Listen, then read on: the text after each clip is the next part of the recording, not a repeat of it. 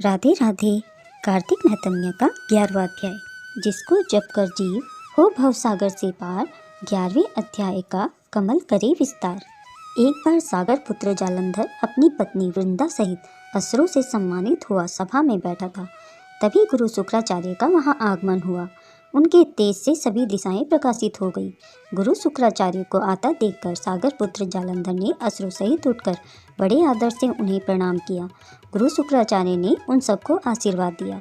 फिर जालंधर ने उन्हें एक देवी आसन पर बिठाकर स्वयं भी आसन ग्रहण किया। फिर सागर पुत्र जालंधर ने उनसे विनम्रता पूर्वक पूछा, हे गुरुजी, आप हमें यह बताने की कृपा करें कि राहु का सिर किसने काटा था। इस पर दैत्य गुरु शुक्राचार्य ने विरोचन पुत्र हिरण्यकश्यप और उसके धर्मात्मा पौत्र का परिचय देकर देवताओं और असुरों द्वारा समुद्र मंथन की कथा संक्षेप में सुनाते हुए बताया कि जब समुद्र से अमृत निकला तो उस समय देव रूप बनाकर राहु भी पीने बैठ गया। इस पर इंद्र के पक्षपाती भगवान विष्णु ने राहु का सिर काट डाला। अपने क्रोध के मुख से इस प्रकार के वचन सुनकर जालंधर के क्रोध की सीमा न रही। उसके नेत्र लाल हो गए। फिर उसने अपने धस्मर नामक दूत को बुलाया और उसे शुक्राचार्य द्वारा सुनाया गया वृतांत सुनाया। तत्पश्चात उसने धस्मर को आज्ञा दी कि तुम शीघ्र ही इंद्रपुरी में जाकर इंद्र को मेरी शरण में लाओ। धस्मर जालंधर का बहुत ही आज्ञाकारी एवं निपुण दूत था। वह जल्द ही इंद्र की सुधर्मा नामक सभा में जा पहुंचा और जालंधर के शब्दों में इंद्र से बोला, हे देवता धाम, तुमने समुद्र का मंथन क्यों किया और मेरे पिता के समस्त रत्नों को क्यों ले लिया। ऐसा करके तुमने अच्छा नहीं किया। यदि तू अपना भला चाहता है तो उन सब रत्नों एवं देवताओं सहित मेरी शरण में आ जा, अन्यथा मैं तेरे राज्य का ध्वंस कर दूंगा। इसमें कुछ भी मिथ्या नहीं है। इंद्र बहुत विस्मित हुआ और कहने लगा, पहले मेरे भय से सागर ने सब पर्वतों को अपनी कुक्षी में क्यों स्थान दिया और उसने मेरे शत्रु दैत्यों की रक्षा क्यों की। इसी कारण मैंने उसके सब रत्न हरण किए हैं। मेरा द्रोही सुखी नहीं रह सकता, इसमें संदेह नहीं।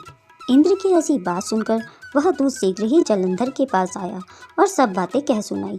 उसे सुनते ही वह दैत्य मारे क्रोध के अपने ओष्ठ फड़फड़ाने लगा और देवताओं पर विजय प्राप्त करने के लिए उसने उद्योग आरंभ किया। फिर तो सब दिशाओं पाताल से करोड़ों करोड़ों दैत्य उसके पास आने लगे। शुंभ निशुंभ आदि करोड़ों सेनापतियों के साथ जालंधर इंद्र से युद्ध करने लगा।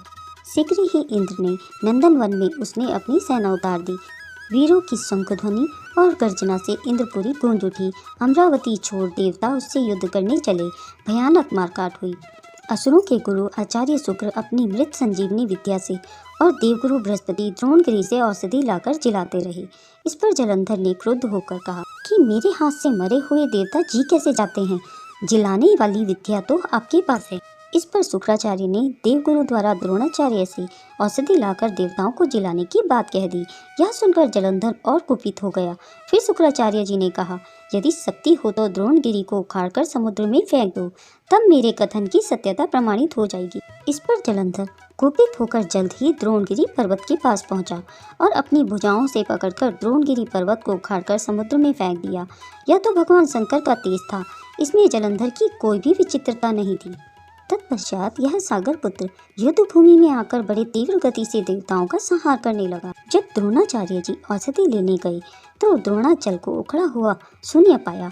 वह भयभीत होकर देवताओं के पास आए और कहा कि युद्ध बंद कर दो, जालंधर को अब नहीं जीत सकोगे। पहले इंद्र ने शिव जी का अपमान किया था। यह सुन देवता युद्ध में जय की आशा त्याग कर इधर उधर भाग गए। सिंधुसुत निर्भय होकर अमरावती में घुस गया। इंद्र आदि सब देवताओं ने गुफाओं में शरण ली। जय श्री हरि विष्णु।